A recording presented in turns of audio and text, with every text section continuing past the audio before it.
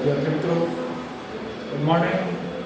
હવે આજે આપણે તમને તમારી ટેક્સ્ટબુકમાં 12મો દાખલો આપ્યો છે એ કરાવો છે. જો ધ્યાન આપજો, આપણી પાસે થોડોક સમયની મર્યાદા છે એટલે તમને બધા દાખલાઓ પૂરા કરાવી શકતો નથી, પણ જે બોર્ડમાં દાખલાઓ પૂછાય છે એ મેઇન દાખલાઓ બધા લઈ લઉં છું, જેથી તમને ઓલ ઓવર નુકસાન ઓછું થાય. તો હવે આપણે 12મો દાખલો ભણીએ છીએ. ઈ, એમ અને આર આ દાખલો છે. હવે આની અંદર જે પ્રમાણ છે એ આખી વસ્તુ જુદી છે. ઉદાહરણ તરીકે પહેલો હવાલો ગણતરી આપે, આઈના નફાનો ભાગ ઈ, એમ અને આઈ, જેમાંથી આઈ નામનો વ્યક્તિ પેઢીમાંથી નિવૃત્ત થાય છે. હવાલો, આઈના નફાનો ભાગ ઈ અને એમ એને 2:3 પ્રમાણમાં મેળવશે. યાદ રાખો, ઈ અને એમ 2:3 પ્રમાણ મેળવે. હવે આમ તમે જુઓ તો લાભનું પ્રમાણ તમને ડાયરેક્ટ 2:3 થઈ ગયું, પણ એને આપણે ગણતરી માટે તમારે અહીંયા ગણતરી કરવાની કે ભાઈ લાભનું પ્રમાણ અહીંયા કેમ મેળવવું. લાભનું પ્રમાણ મેળવવા માટે મિત્રો તમને સૂત્ર આપે, ઈ, એમ અને આઈ વચ્ચે પહેલા તો જૂનું પ્રમાણ તમને આપ્યું છે 5:3:2. ઈ, એમ અને આઈ 3 ભાગીદારો, ઈ, એમ અને આઈ 3 ભાગીદારો વચ્ચે જૂનું પ્રમાણ 5:3:2. આઈ નામનો વ્યક્તિ નિવૃત્ત છે. નિવૃત્ત કોણ થાય છે? આઈ. આઈનું પ્રમાણ થયું 2. ને હવે આના પછી આપણે સૂત્ર આપશું. હવે જો આઈ જે નિવૃત્ત થાય છે તે આઈ નિવૃત્ત છે,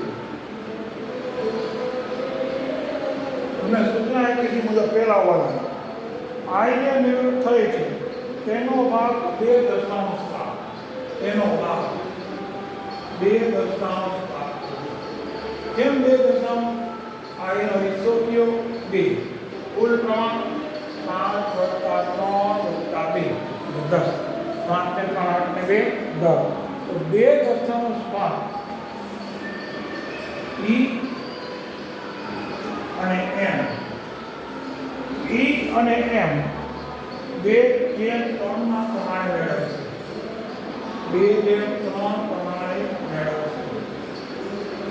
જે ભાગીદાર નિવૃત્ત થાય એનો ભાગ જૂના ભાગીદારને મળે. તમે જાણો કે કોણ નિવૃત્ત થયો? આઈ. આઈનો ભાગ કયો હતો? 2.5 ભાગ કોને આપવાનો? ઈ અને એમ. ઈ ને એમ ને ક્યાં પ્રમાણે મળશે? 2:3 પ્રમાણે મેળવશે. તો આના પરથી આપણે લાભના પ્રમાણનું સૂત્ર, લાભ મારે જોતો હોય, લાભનું પ્રમાણ હું સૂત્ર આપું છું. નિવૃત્ત ભાગીદારનો ભાગ, નિવૃત્ત ભાગીદાર એટલે આઈ ભાગ, નિવૃત્ત ભાગીદારનો ભાગ એને ગુણ્યા મળેલ પ્રમાણ. તમને એને જે પ્રમાણ આપ્યું છે એને મળેલ પ્રમાણ કરવાનું, ગુણ્યા મળેલ પ્રમાણ. બધા સૂત્ર કેવું બનાવ્યું છે? નિવૃત્ત ભાગીદારનો ભાગ ગુણ્યા મળેલ પ્રમાણ, ગુણાકાર છે. તો હવે સૌથી પહેલા હું ગણતરી કરી ઈ નો લાભ, ઈ ને લાભ. તો આઈ નો ભાગ તો 2.5 હતો ફાઇનલ, ગુણાકાર મળેલ પ્રમાણ 2:3 2/5. અહીંયા લખવાનો તમારે 2/5. કાગળ પકડી દો, 2 × 4 10 × 50. તો પેલી ગણતરી કરો તો ઈ નો લાભ 4/50, એમ નો લાભ 2 ગુણાકારમાં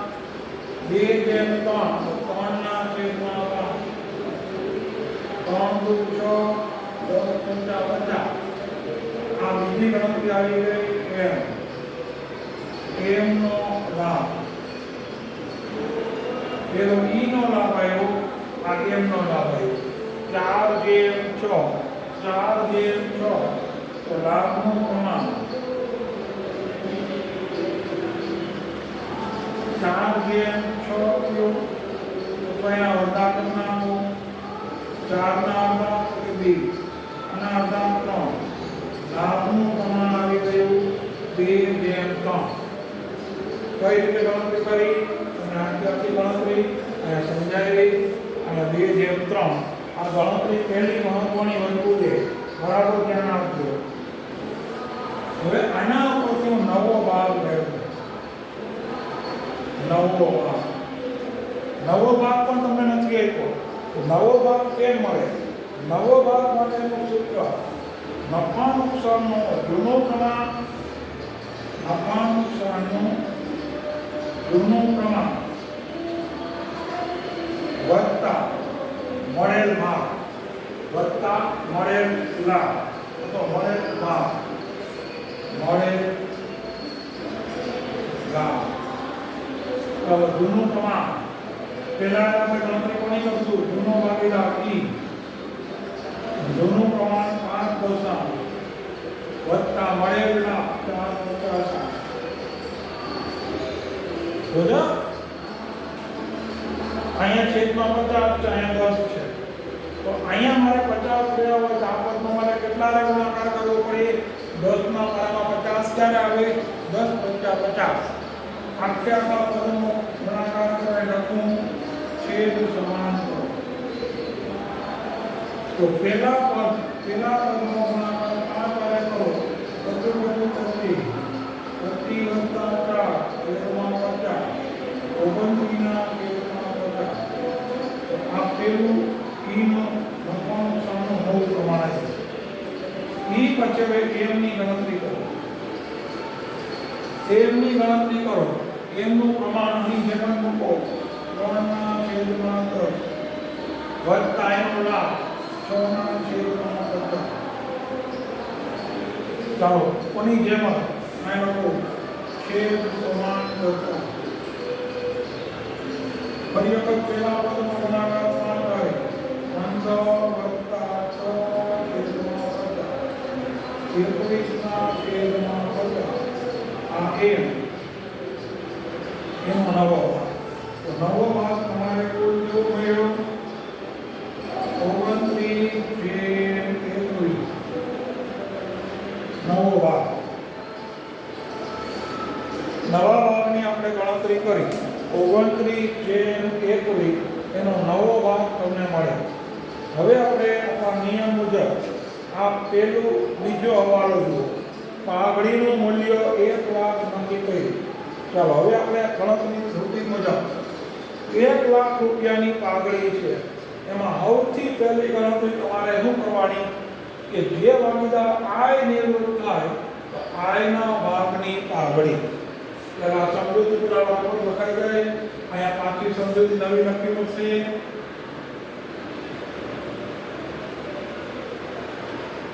તો દાખલો લાંબો છે, થોડા અઘરા દાખલા છે. હવે જોવાનું આયના ભાગની પાઘડી. આય નિવૃત્ત એની પાઘડી. તો પાઘડીનું મૂલ્ય 1 લાખ. 5/3/2 આઈ નો હિસ્સો 2. સાદું આપી દો. આઈને 20,000 રૂપિયા પાઘડી મળવી જોઈએ. આઈને કુલ પાઘડી કેટલી આપવાની છે તમારે? 20,000.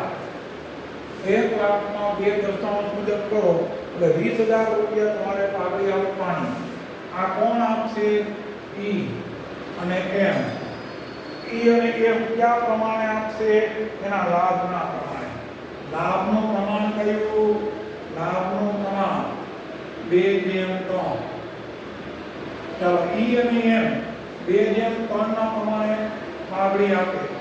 ચાલો ઈ એ ચૂકવવાની પાઘડી. ઈ એ ચૂકવવાની પાઘડી પર ગણતરી કરી નાખવાની. કે 20,000 રૂપિયાની 2/3 વેચી દેવાની. 2/5 5 ચોક 20 4 દુ 8. તો ઈ 8,000 રૂપિયા પાઘડી ચૂકવવી પડે. ઈ 8,000 એમની ગણતરી. 20,000 કુલ પાઘડી લેવાની. 3/5 12,000. એ મેં પાઘડી પેટે 12,000 ચૂકવવાના. એ 8,000 ચૂકવવાના, એ મેં 12,000 ચૂકવવાના. તો પાઘડી ચૂકવો ગણતરી અહીંયા ઈના કોલમમાં 8,000, એમમાં 12,000, આઈના મૂડી ખાતે. આ બે ભાગીદારમાં મૂડી ઘટી સામે આમાં વધી જાય. અહીં લખવાનું ઈના મૂડી ખાતે, આઈના કોલમમાં 8,000, એની નીચે એમના મૂડી ખાતે 12,000. આ જે નિવૃત્ત થાય છે એને પાઘડીની ગણતરી સમજૂતી આ મુજબ કરવી પડે. તો આ રીતે પાઘડી છે એ આપવી પડે. ચાલો નેક્સ્ટ.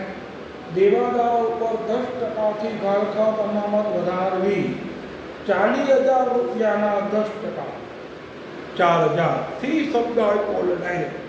ચાલો ગાળખાપ અનામત 4,000 વધારો કરો. આમનો પુનઃ મૂલ્યાંકન ખાતે ઉધાર કે ગાળખાપ અનામત ખાતે જમા. ચલો પુનઃ મૂલ્યાંકન ખાતામાં ઉધાર બાજુ ગાળખાપ અનામત 4,000. દેવાદાર આપણે પાકા સરેમાં જગ્યા મૂકવાની જરૂર નથી. એના દેવાદારો તમને જે આપ્યા છે જોઈ લો. ચલો દેવાદારોની કિંમત 40,000, એમાંથી તમારે કોઈ 6,000 ગાળખાપ અનામત બાદ કરવું. ગાળખાપ અનામત 6,000.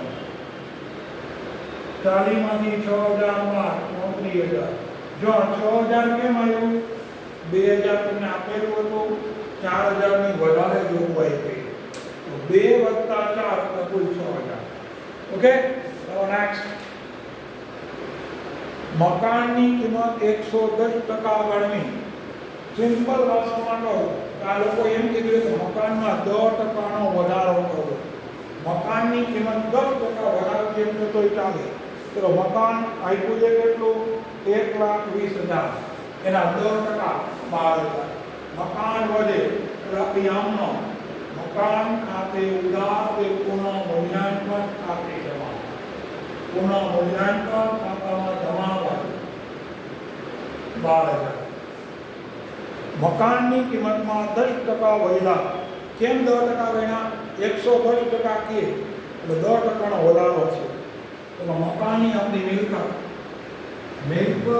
બાજુ મકાન 1,20,000, એમાં વધારો કરો 12,000. 1,32,000 આઉટર કોલમમાં બતાવી દીધું. મકાનની અંદર આ રીતે ગણતરી આપો. યંત્રોની કિંમત 10% ઘટાડવી. ચલો યંત્રો આપ્યા છે કેટલા? 80,000. 80,000 ના 10% કરો 8,000. યંત્રો ઘટાડો થયો. પુનઃ મૂલ્યાંકન ખાતે ઉધાર કે યંત્રો ખાતે જમા. પુનઃ મૂલ્યાંકન ખાતામાં ઉધાર બાજુ યંત્રો ખાતે. યંત્રો એ આપણી મિલકત. પાકા સમયમાં યંત્રો 80,000. ઘટાડો કર્યો એટલે કરો માઇનસ 8,000. 80 માંથી 8,000 બાદ કરી નાખો 73,000. મિત્રો ધ્યાન આપો. એક એક હવાલા એક એક વસ્તુઓ તમને સ્પેસિફિક સમજાવું છું. યંત્રોની કિંમત 10% ઘટી. યંત્રો આપ્યા હતા 80,000. 80,000 ના 10% કર્યા 8,000. 8,000 રૂપિયા આપણે યંત્રોની કિંમતમાં મેં ઘટાડો કર્યો. યંત્રોની કિંમત ઘટાડી એની આમનામ આપણે જાણો છો કે પુનઃ મૂલ્યાંકન ખાતે ઉધાર કે યંત્રો ખાતે જમા. પુનઃ મૂલ્યાંકન ખાતાની ઉધાર બાજુ આપણે 8,000 લેતા. યંત્રો 80,000 માંથી 8,000 રૂપિયાનો ઘટાડો બાદ વધારે ને આઉટર કોલમમાં આગળ જો હવાલામાં છઠ્ઠો હવાલો 30/6/17 રોજ પૂરા થતા વર્ષનું પ્રીમિયમના 24,000 ચૂકવા 3 મહિનાનું વધારાનું છે. હવે આની કેમ ગણતરી કરવી કે 12 મહિનાના 24,000 તો 3 મહિનાના કેટલા? સિમ્પલ 3 ગુણ્યા 24,000 છેદમાં 12 6,000 રૂપિયા અગાઉથી ચૂકવેલું પ્રીમિયમ કહેવાય. ચાલો, અગાઉથી ચૂકવેલો ખર્ચ એટલે કે મિલકત વૈધી કહેવાય. અગાઉથી ચૂકવેલ પ્રીમિયમ ખાતે ઉધાર તે પુનઃ મૂલ્યાંકન ખાતે જમા. પુનઃ મૂલ્યાંકન ખાતામાં જમા કર્યું. અગાઉથી ચૂકવેલું પ્રીમિયમ, અગાઉથી ચૂકવેલું પ્રીમિયમ તમારે લખી નાખવાનું. અને બીજી અસર મિલકત પહેણાવાયું 6,000. તો અહીંયા જમા અને મિલકત પહેણાવા અગાઉથી ચૂકવેલ પ્રીમિયમ 6,000. કેમ 6,000 આવ્યા? તમે 83 મુકાઈ કે 30/6/17 રોજ જે પ્રીમિયમ પૂરું થયું એ 24,000. 12 મહિનાના 24,000 તો 3 મહિનાના કેટલા? 3 મહિના કઈ રીતે આવ્યા? 30/6/17 પૂરું થાય. આપણું વર્ષ ક્યારે પૂરું થયું? 31/3/17. તો વધારાના 3 મહિના ગણવાના. નેક્સ્ટ હવાલામાં આગળ જોઈએ.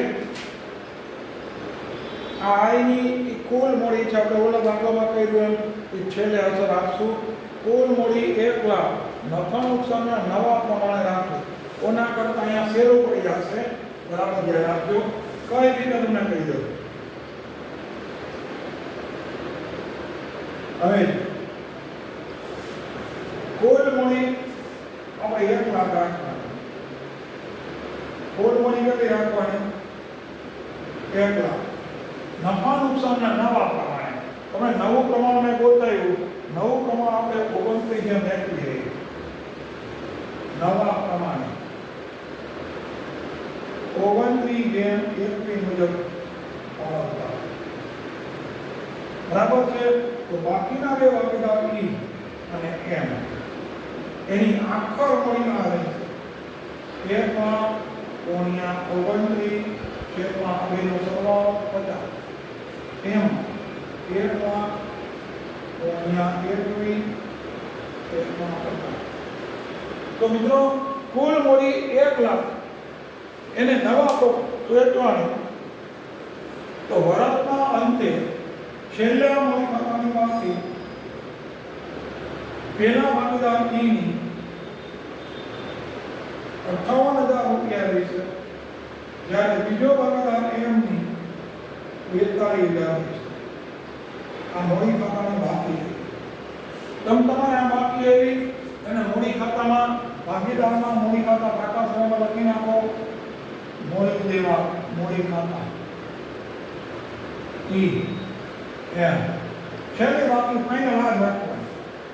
એકની 58,000,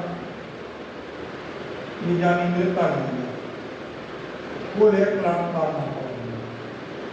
અને અહીંયા મૂડી ખાતામાં આવ છેલ્લે જે કેટલી મૂકીને બાકી આગળ લઈ ગયા ઈ ને એમ પેલા 58,000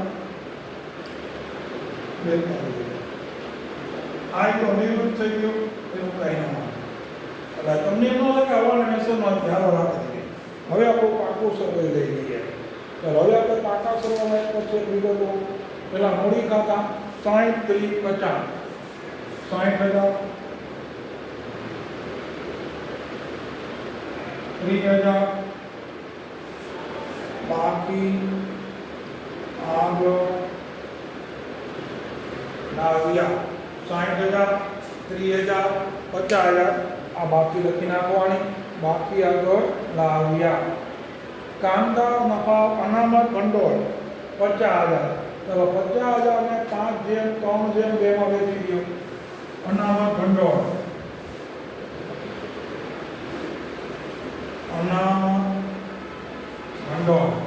5/3/2 માં 50,000 ને વેચો, 25, 15, 10.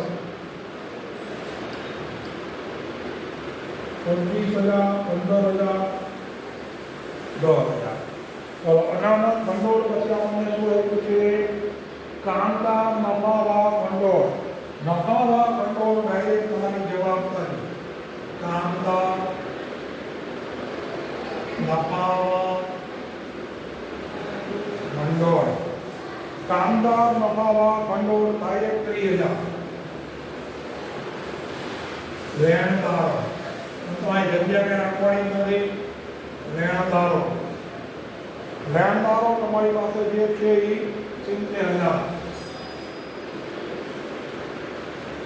ચાલો હવે મિલકત બાજુ મકાન. ચાલો મકાન જોઈએ આવી ગયું, જવા દો. યંત્રો જવા દો.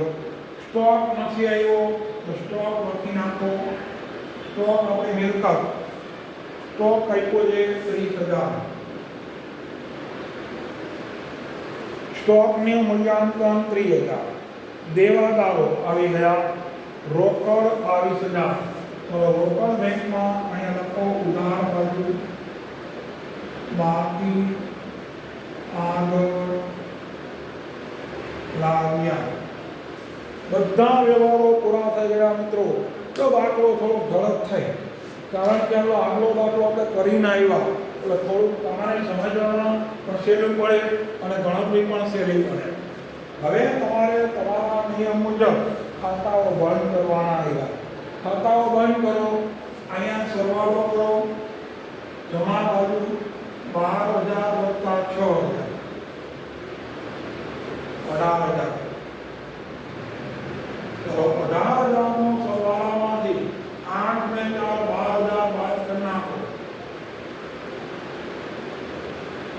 6,000 રૂપિયા નફો આવ્યો. આ નફાને મોડી ખાતે લઈ ગયા. આ નફાને મોડી ખાતે લઈ જાઓ. EMI 6,000 નો નફો કેમ વેચવાનો? નફા નુકસાનના પ્રમાણે 5/3/2.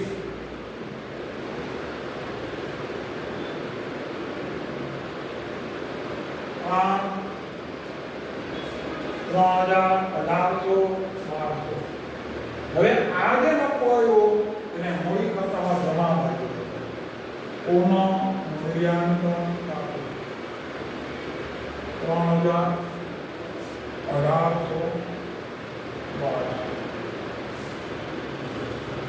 હવે આપણે પુનઃ મૂલ્યાંકન ખાતું બંધ થઈ ગયું. મૂડી ખાતું બંધ કર્યું. મૂડી ખાતામાં તમને નિયમ આપણો ખ્યાલ જ છે મિત્રો. પહેલા જે ભાગીદાર નિવૃત્ત થાય એનું ખાતું બંધ કરવાનું. આય નામનો વ્યક્તિ નિવૃત્ત છે તો આયનો સરવાળો કરવાનો. તમે આયનો 50,000, 8,058, 58 ને એ બધાનો સરવાળો કરો તો અહીંયા 58 પ્લસ એના 12,000 એનો સરવાળો કરો 81,200 આય જે નિવૃત્ત થાય એને પહેલા લેવાનો 81,200. એમાં એની કોઈ રકમ છે જ નહીં, એ ઉપર લખી નાખો 81,200. આયની લોન સાથે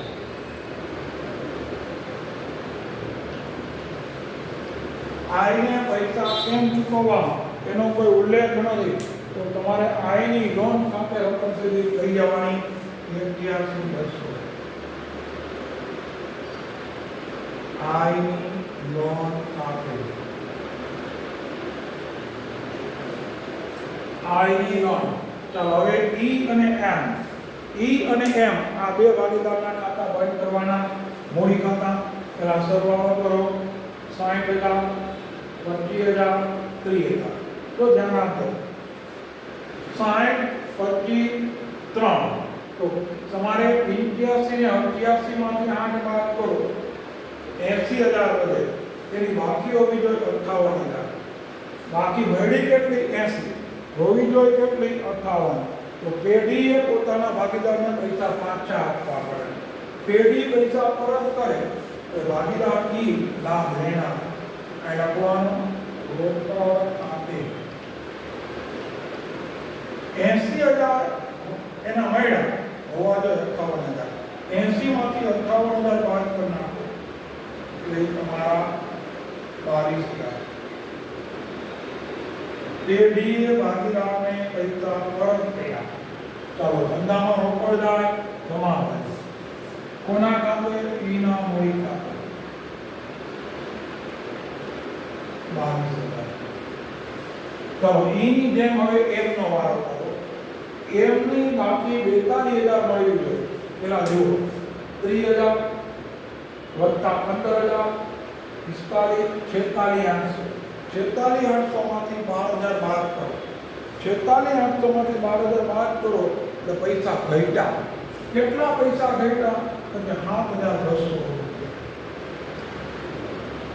તો આ ભાગીદારે પૈસા લઈ આવવા પડે. પૈસા લઈ આવે એટલે ધંધામાં રોકડ આવે.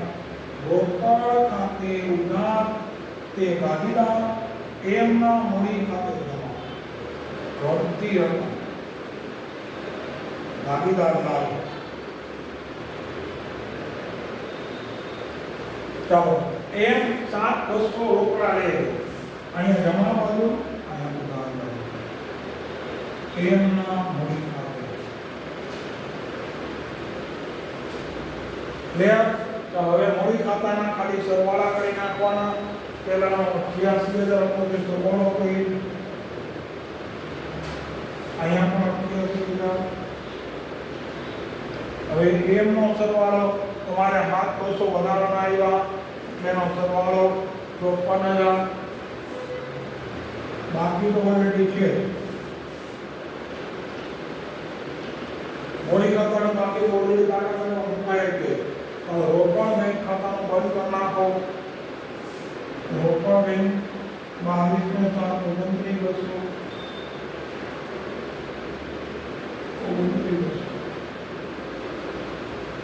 એમાંથી 22,000 રૂપિયા બાદ કરી નાખો. 7,200 બાકી આગળ લઈ ગયા અને મિલકત લેણા બાજુ લખી નાખો. રોકડ બેંક. હવે તમારું છેલ્લું કામ આવી ગયું. કાકા સવૈયાની અંદર બંને બાજુના સરવાળાઓ આપણે કરવાના છે. મિત્રો ખાસ ધ્યાન આપજો. કાકા સવૈયામાં બધી વસ્તુ આવી બે બાજુના તમારે સરવાળા ખાલી કરવાના. પેલા મૂડી દેવાનો સરવાળો કરવાનો, પછી મિલકત લેવાનો સરવાળો કરવાનો. સરવાળો પૂરો કરો એટલે 2,81,200 રૂપિયા બંને બાજુના ટોટલ મળે. આ સાથે આપણો આ દાખલો અહીંયા પૂરો થયો. યાદ રાખજો મિત્રો, આપણે તમને ચોપડીની અંદર જેટલા મહત્વના દાખલાઓ હતા બધા જ મેં દાખલાઓ ભણાવી દીધા. 13, 14, 15 તમારે આ ટાઈપના જ દાખલાઓ છે. એમાં કોઈ નવું નથી.